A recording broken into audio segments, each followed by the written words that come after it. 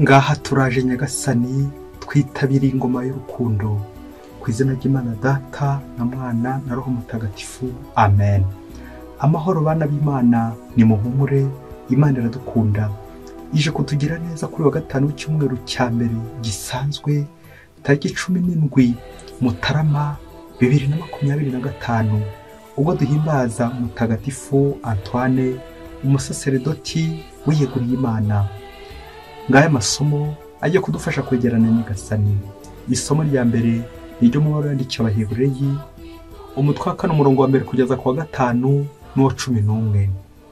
Bavandimwe, ubwo isezerano ryo kwinjira mu buruhukiro bwayo rikiri ryose, turamenye ntihazagire uwibwira ko we arihejweho, kuko natwe twashyikirijwe iyo nkuru nziza kimwe nabo, ariko ijambo bumvise ry'abapfiriye ubusa kuko bataryakiranye ukwemera. Naho twebwe abemeye tuzinjira koko muri ubwo buruhukiro, aribwo Imana yabatangarijeho iti, narahije uburakari bwanjye ko batazinjira mu buruhukiro bwanjye. Ntawe ushidikanya ko Imana yujuje ibikorwa byabo byose kuva isi ikiremwa, nk'uko hari aho bavuga iby'umunsi wa 7 ngo nuko kuri uwo munsi wa 7 Imana iruhuka umurimo yari imaze gukora. Hanyuma kandi nk'uko bimaze kuvugwa ngo ntibazinjira mu buruhukiro bwanjye. Nitwihutire kwinjira muri icyo kiruhuko ngo hate urugero rwo kutemera kwacu rutagira urugusha. Iryo ni ijambo ry'Imana. Zaburi ya 78, ntitukibagirwe na rimwe ibikorwa by'Uhoraho. Ibyo twaguye kandi tumenyereye, ibyo badata batugejejeho, ibyo bazakurizaho gusingiza Uhoraho ububasha bwe n'ibyiza yakoze, kugira ngo ab'igisekuruza kizaza babimenye, ari bo bana bazavuka bakinda kwibagirwa ibyo yakoze, ahubwo bagahugukira amategeko y'Imana, bityo ntibazabe nk'ababyeyi babo, igisekuruza kitagira umutima ushyitse, ntikigire imigambi ihuje n'iy'Imana. Ntitukibagirwe na rimwe ibikorwa by'Uhoraho. Nyagasani Yesu nabane namwe. Amagambo mu Ivanjili ntagatifu kwanditswe na Mariko, umutwe wa 2 umurongo wa 2 kugeza ku wa 12. Muri icyo gihe Yesu asubira i Kafarinawumu, bamenya ko ari muhira. Abantu benshi barahakoranira, bituma habura umwanya ndetse n'imbere y'umuryango. Nuko arabigisha. Haza abantu bamuzaniye ikirema gihetswe mu ngobyi, kuko batashoboraga kukimugezaho bitewe n'ikivunge cy'abantu, basenya igisenge hejuru y'aho yarari. Bamaze guhaca icyuho, bururutse ingobyi ikirema cyari kiryamyemo.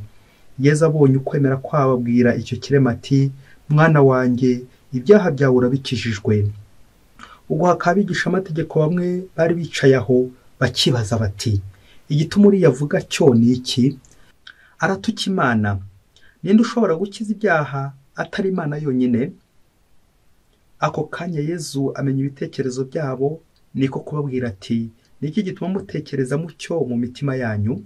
Icyoroshye ni ikihe, ari ukubwira ikirema nti, ibyaha byawe urabikijijwe, cyangwa kuvuga nti, haguruka ufate ingobyi yawe maze ugende? None rero, kugira ngo mumenye ko umwana w'umuntu afite ububasha ku isi bwo gukiza ibyaha, abwira ikirema ati, ndabikubwiye, haguruka ufate ingobyi yawe witahire. Ako kanya arahaguruka, afata ingobyi ye, asohoka, bose bamureba, bagwa mu kantu, basingiza Imana bavuga bati, nta na rimwe twigeze tubona ibintu nk'ibi ngibi. Iyo ni Ivanjili ntagatifu. Nta na rimwe twigeze tubona ibintu nk'ibi ngibi. Bayoboke b'Imana, Yesu Kristo akuzwe. Umugambi w'Imana ni uwo kudukiza buri munsi. Nawe ujye utega amatwi. Buri gihe cyose Nyagasani azana ijambo rye kugira ngo ritambuke mu rugo rwawe, ritambuke mu muryango wanyu, ritambuke mu mubiri wawe, mu mutima wawe, maze ukire, ubone Imana ukire. Kandi kizakubwira ko ubonye Imana, nuko uzabona n'umuvandimwe wawe. Iryo ni ryo tegeko riranga abantu bose bahura n'Imana. Naho igihe uzahura n'Imana, ukavuga ko wahuye n'Imana, ariko utigeze uhura n'umuvandimwe wawe, ndakurahiye ntacyo uzaba ukoze. Ikimenyetso gifatika cy'uko twahuye n'Imana ni umubano mwiza tuzana imbere y'abavandimwe, muri kominote zacu, mu ngo zacu, aho tuba tugahabana n'Imana n'abavandimwe. Amasomo byacu duteguriye aratwerekeza ku ngingo igira iti, haguruka ufate ingobyi yawe witahire. Nawe Yezu arakureba uri ku ngobyi. Umuntu wese uri ku ngobyi nuko aba arwaye, arembye, ahetswe, ariko Yezu arifuza kuhagukura kugira ngo wigenze, utahe, ubone Imana, bya bindi twavuze, ariko ubone na mugenzi wawe. Rero nawe aho uri mu kagare, aho uryamye ku buriri, uburwayi ufite, nawe uzamura ikiganza hejuru ubwire Yezu uti Yezu, nanjye ndifuza ko nakira, unkize Yezu. Uri gutambuka ugira abantu neza, nanjye ndifuza ko aka kanya wankiza. Buri wese iri sengesho arekeza atambagire mu mutima we. Mbere na mbere Yezu icyo yifuza kudukiza ni ku mutima. Haguruka ufate ingobyi yawe witahire. Iri somo rya mbere twakiriye riri gutwerekeza ku kiruhuko, kwinjirana n'Imana mu kiruhuko. Ikiruhuko ni ukuruhukana n'Imana. Ikiruhuko ni ukubona Imana. Yezu akaturuhura imitwaro idushikamiye, agaturuhura ibibazo byabura ibisubizo, agaturuhura ku burwayi bwanze gukira. Icyo nicyo kiruhuko hamwe n'Imana. Nta byishimo nko kuruhukana n'Imana. Niyo mpamvu tugomba buri gihe kujya twiyibutsa ko turi kumwe n'Imana, ntitukibagirwe na rimwe ibikorwa by'Uhoraho. Amen. Iyo ni intero y'umuririmbyi wa Zaburi atwerekeza uburyo buri gihe umukristo yagobye kuba ari kumwe n'Imana, bityo ntibagirwe neza Imana yakugiriye. Mu ivanjiri y'uno munsi turumva Yezu arimo akora ibitangaza, ibikorwa biganisha cyane cyane ku mukiro w'abantu. Tujya kuzirikanamo abantu 4 baza kugufasha, nanjye bamfashe kureba ukuntu Yezu akiza, ukuntu Yezu agira neza. Nawe biraza gukuviraho Yezu akubwira ati haguruka, fata ingobyi yawe witahire. Umuntu wa mbere ni iki cyiciro cy'abahetse umurwayi, bamuhetse ku ngobyi. Birerekeza kuri ya magambo Mutagatifu Agustin ugira uti Imana yaturemye nta ruhare tubigizemo, ariko mu kujya kuducungura bizagomera uruhare rwawe n'urwanjye kugira ngo Imana idukize, iducungure. Nibyo abatwaye ikirema bakoze, babashije gukora ibishoboka byose usibye kumuheka. Baranareba uburyo bamugeza kuri Yezu. Porter le Christ aux autres, gushyira Kristo abandi cyangwa gushyira abandi Kristo. Ni ngombwa rero uhora tuzirikana uburyo muvandimwe mugeza kuri Kristo, kumugeza kwa Yezu kugira ngo Yezu amukize. Nuko rero uze gukora umwitozo kimwe n'abahetse uyu murwayi, urebe abantu bose ugeza kuri Yezu, abanyabyaha, abari kure y'Imana, abantu bose bakora nabi, aho mu isengesho nawe ujye ubatwara kuri Yezu. Porter les autres au Christ, gutwara abandi mu isengesho, ingobyi y'umutima, ingobyi y'isengesho, mpaka bageje kuri Yezu. Kudacika intege igihe cyose. Hari abantu duhetse, uhetse abantu bangahe, usabira abantu bangahe. Hari abantu bagutuye ikibazo bafite, hari abantu bagutuye uburwayi bwananiranye bafite. Aho se nawe ujye uberekeza kuri Yezu. Dusaba inema yo gutwara abandi kugera kuri Kristo. Abakabiri tuzirikana n'aba bafarizayi n'abigisha amategeko, bari imbere bari gucungacunga aho gucungura. Mu gihe ari gucungura abantu, bo bari kugenda bacungacunga, bashaka gucenga kugira ngo bize kurangira baconza abandi, babagiriye nabi. Ubuzima bw'umukristo bwo kugenda kuneka gucungacunga n'ikimenyetso cya Sekibi atanyuza ahangaha. Bigenze bike. Yezu icyamuzanye no gukiza abantu, kandi akabakiza ku mubiri no kuri roho. Turumva rero aba bicaye abafarizayi n'abigisha amategeko bari kumunega, ati birashoboka bite ko yakiza ibyaha. Ibirerekeza ku buhakanyi ko Yezu bari kumuhakana ko atari Imana. Birerekeza nanone ku buhakanyi bwa Arius, ahakana ijambo Imana bigize umuntu. Dusaba inema rero yo kurenga ibyifuzo by'umubiri, turenge ibikorwa by'umubiri, tugana ku bikorwa bya roho. Uwa gatatu ni imbaga yari ahangaha, imaze kubona ibitangaza Yezu amaze gukora, none barishimye, baratangaye. Ari n'uyu wakijijwe, bose bameze neza nyuma yo kumva ati mwana wanjye ibyaha byawe urabikijijwe, haguruka ufate ingobyi yawe witahire. Umuntu wakijijwe uko bigaragara arishimye, nubwo ntacyo ari kuvuga, ariko kuri iyo foto nawe waje baguhetse, none utashye uri kwigenza, haguruka fata ingobyi yawe witahire. Ibi rero biraza gutuma abantu bishimira umukiro waje mu bantu, umukiro Imana yazaniye abantu, mbega ibyishimo biraha. Uwa kane tujye kuzirikanaho ni Yezu. Yezu wuzuye compassion, Yezu wuzuye ubugwaneza, Yezu wuzuye imbabazi, akababarira, akababara mu kigwi cy'undi, ya compassion k'umupati kwabara mu kigwi cy'undi kugira ngo bubabarire, amubarire ibyaha bye, aramukijije. Dutangazwe n'uburyo Yezu akizamo abantu. Yezu ashobora kugukiza akubwira ijambo ati ukwemera kwakora gukijije, ati mwana wanjye ibyaha byawe urabibabariwe. Ariko Yezu ashobora no kugukoraho akubwira ati ngukozeho ngaho kira. Uburyo bwose Yezu arabukoresha. Ariko icy'ingenzi ni uko Yezu atandukaniye n'abigishamategeko n'abafarisayi cyangwa n'abaganga bandi b'inosi, ni uko bashobora kugukiza ku mubiri, ariko wagukiza kuri roho ni umwe gusa, ni Imana, ni Yezu Kristo. Na niyo mpamvu Yezu ari ufite uburenganzira bw'uko akijije umuntu muri izi mpande zombi, ku mubiri ndetse no kuri roho. Umuntu ku giti cye ku bubasha bwe ntabwo yakiza umuntu kuri roho, usibye ububasha bw'ijuru yahabwa. Yezu rero arifuza kongera gutwibutsa ko ari Imana isumba byose, Imana ikiza abantu, Imana yaje gukiza abantu, nguko gukiza abantu ku mubiri ndetse no kuri roho. Iyo ni Imana yonyine ifite ubwo bubasha bwo gukiza abantu ku mubiri no kuri roho. Dufite ibibazo biremereye muri iyi si yacu, aho usanga abantu bafite ishyushyu, ifemba byo gushaka gukira ku mubiri.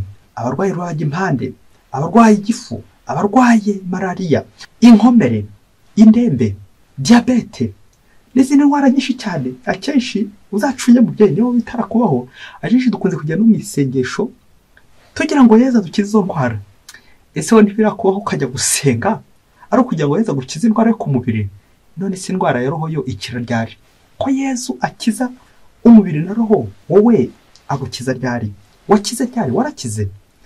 Gukira ni ugukiranuka, gukira ni ubutungane ku Mana. Naho ubundi wakira ku mubiri, ibisebe bigakira, igifu kigakira, rubagimpande igakira, ubuzima bwawe bwose ukaba uri muzima, ubuzima buzira umuze.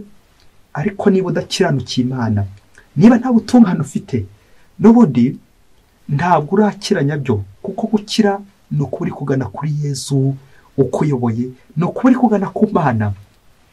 Umunsi umwe hirya kure cyane muri Afurika, ngo umubyeyi w'umukristo yararwaye araremba.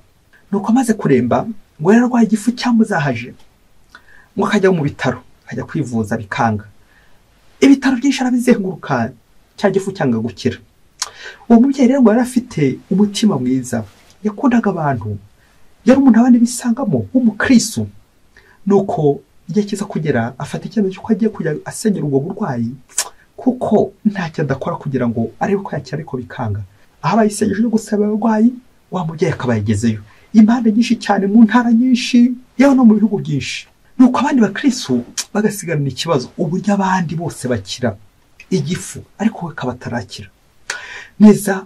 Abandi bakristo bikagera igihe bakamutwara mu isengesho, akaba ariwe rwose banasabira aho ngaho, bakamusabira, ariko bajya kumva bari gutangaza bakize, bakumva we atarimo, batangaza bakize bakumva batarimo. Neza bikabaza abakristo ukuntu bamusabiye ariko ntibicemo, ukuntu bamusabiye ariko ntibikunda akira, nawe akajya acika intege. Ariko arakomeza arahatiriza, aho yumvise igiterane cy'amasengesho, aho yumvise bari gusenga hose akajyayo, kugira ngo arebe ko icyo gifu cyakoroha agakira, ubundi agakomeza imwe asanzwe gukora. Nuko arakomeza. Umunsi umwe cyarakabaye, ngo haza kuba isengesho, nanjye kuvuga rya simusiga. Nuko wa mubyeyi agiye kumva, yumva batangiye basoma abantu Yezu yagiriye impuhwe agakiza muri iryo sengesho. Nuko baza kuvuga umuntu wari umaze imyaka 10 arwaye igifu, cyaramurembeje, yarazengurutse ibitaro byose, yaragiye mu masengesho, yagiye mu biterane byinshi y'amasengesho, azenguruka intara, azenguruka uturere, azenguruka yewe n'ibihugu byinshi, agiye kwivuza ariko bikanga. Ngo uwo muntu rero ngo akaba hari umuntu yabwiye ijambo ko atazigera abona urubyaro mu gihe akiriho. Ngo none kuva ubu nyine uwo mubyeyi ko Yezu yamukijije indwara y'igifu yari afite, ndetse nawe yari yabwiye amagambo ko nawe yabonye urubyaro, yafunguwe. Nuko wari uri gutangaza abakize ahamagara abantu ko baza imbere kugira ngo batange ubuhamya niba koko ari byo. Nuko baraza, wa mubyeyi ahita yiyumva, kuko aza gutekereza ko mu myaka 10 yaramaze, hari ijambo abwiye umwisengeneza we igihe agatanga kado z'ibitenge agaha abandi kado igihe yaragiye gushyingirwa, we ngo ntiyagira kado amuhereza. Nuko ngo ahita amubwira ijambo ko kubera ko atamuhaye kado muri iyo mariage, muri ubwo bukwe, ko atazigera byara mu gihe akiriho. Nuko yumva ari we azi imbere aje gutanga ubuhamya. Ageze imbere, wa wundi nawe ahita aza, wamwisengeneza we nawe aje gutanga ubuhamya uburyo nawe yabaho muri icyo kigeragezo nyuma yo kumva amagambo nyirasenge yamubwiye.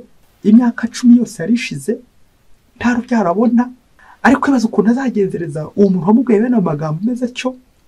Rimwe na rimwe agafata imigambi mibisha, ese nanjye nzamukureho, ariko akongera yajya gusenga akumva ubuzima ari kwihangana, nta kibazo igera muhemukiraho, nta kibazo igera mukorera.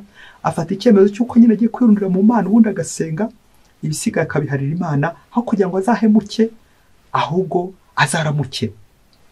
Nuko bahurira aho imbere, buri wese nyine yibona muri bwa buzima amaze mu myaka 10 anyuramo. Nuko muri ako kanya bamaze gutanga ubuhamya barahoberana, ubundi barishima. Umwe cyagifu yararwaye, undi abona urubyaro. Nuko Yesu bose bagira neza, bataha bishimye. Bayobokera Imana. Yesu Kristo akuzwe. Haguruka ufate ingobyi yawe uyitahire. Nyagasani aza mu buzima bwacu agira ngo tumubone, tumwemere, maze dukire. Ongera utekereze ku magambo mabi wagiye ubwira abandi, amagambo y'imivumo, ati ntabwo uzabona iki ngiki, ati uzamera ucya. Ugasanga bene amagambo yarashyize urukuti wacu, yaratuzitiye, ari iwacu ntidukire, anabavandimwe tukababuza umukiro. Ng'abafarize n'abishamategeko bagenda bakumira, babandi bakinga, bakibyarirwa n'urufunguzo aho barushyize ntibinjire, bakabuza n'abandi kwinjira. Nawe igihe cyose hari amagambo mabi yavuze, hari umuntu utarabohora ku mutima, biragoye ko nawe uzakira. Rero kugira ngo ukire biragusaba kubohora abandi, kugira ngo abandi nabo babeho neza. Ongera utekereza amagambo tubwira abana turi ababyeyi, ba nyirasenge, ba nyirarume, abantu bakuru.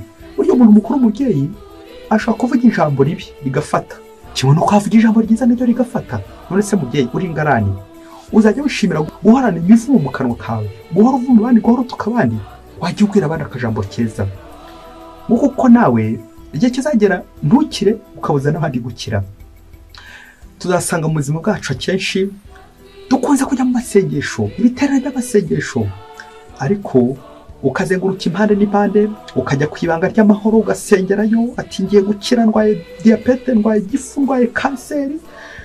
Ugakomeza mu Ruhango, ugakomeza i Kabuga, ugakomeza i Kibeho, i Namugongo, i Lourdes, i Fatima, n'ahandi henshi habera amabonekerwa, n'ahandi henshi tujya dukorera ibiterane tugasengerayo. Ariko mubyeyi akantu gace akarongo, niba iryo sengesho urikora ariko havanye ugasiga ubaziritse, nta kiryo sengesho rizakumarira. Nta gusenga biri aho ngaho. Nirinze kuvuga kuri kwanjwa, ariko sinza kubivuga kubera ko n'ubundi ubwo uba watinyutse ukajya gusenga, amaherezo Yesu ashobora kuzagukoraho. Rero dufungure Yesu imitima yacu kugira ngo ajye atambuka aze kudukiza. Wasanga umutima ufunzwe, wasanga hari ifungiye umutima, wasanga hari umuntu wiciye mu mutima wawe, wasanga hari umuntu wabikiye akantu, wasanga hari umuntu wabwiye amagambo mabi. Uwo wese nawe ugenda uyarandurire, ukuremo rwa ruhare rubi, maze ureke Nyagasani akwigarurire. Nibwo uzafungurira abandi, kuko abantu benshi tujya gusenga tukajya mu misa, ariko si uvuye mu misa bigenda bite nyuma yaho. Iyo uvuye mu misa ubanira abandi ute, nabi cyangwa neza? Dusaba inema yo kwakira Yesu. Igihe cyose wakiriye Yesu unamushyira n'abandi kugira ngo nabo babeho neza. Wongerewe impamvu utari gukira, uze gucunga wasanga hari ubwo ufite. Yesu yifuza mbere na mbere kubanza kugukiza kuri roho, kuko abantu benshi dushakisha gukira ku mubiri, ati Yesu ndarwaye, Yesu nkize, mbabare Yesu nkize. Ugasanga gusa nicyo tuzi kuvuga, ariko kubabarira shwe, gusaba imbabazi shwe, gutanga imbabazi shwe. Ijambo mbabarira ryabuze mu buzima bwacu, ijambo compassion, kumupati kw'abantu n'abandi kugira ngo bababarire ryarabuze neza mu buzima bwacu. none se ubwo amasengesho ugenda urundanya kandi wibagiwe umuvandimwe wawe wahemukiye, wawundi uhora ugambanira, wawundi uhora usebya, none urashaka ko Yezu ari we abanza gukiza, cyangwa Yezu ari kukubwira ngo uhora umuvandimwe wawe maze nawe ubohoke? Wongera urebe abantu bose wagiye uzirikira ku katsi waziritse. Yezu arifuza ko nabo wababohora. Kuki ushaka gukira abandi bo ukabagushamo, abandi bo ukabica? Nifuza gusoreza ku ijambo ryiza ya mutagatifu turi guhimbaza none, Mutagatifu Antoni, umusaseredoti wiyeguriye Imana, ubwo yabayeho mu buzima bwo gukora ndetse no gusenga, isengesho rigahura n'ibikorwa nyine. Turazirikana uburyo yagiye ahura na Yezu akamwegereza abandi, ubundi akabaho. Ngo umunsi umwe Nyagasani Yezu yigeze kubonekera Mutagatifu Antoni, ngo nuko Antoni aramubaza ati mu bibazo yari arimo, Nyagasani kare kose wahoze he kutantabaye? Ngo nuko Yezu aramusubiza ati nari hafi yawe nishimira ugutsinda kwawe. Amen, amen, amen. Nawe uri mu bibazo byabura ibisubizo, uri mu burwayi bwanze gukira, Yezu ari hafi yawe kugira ngo aguhe umukiro, aguhe gutsinda. Urahorane n'Imana iminsi yose. Mwese Imana ibahe umugisha. Imana Data na Mwana na Roho Mutagatifu. Amen. Padiri Masumbuko Ladislas wa Diyosezi ya Cyangugu.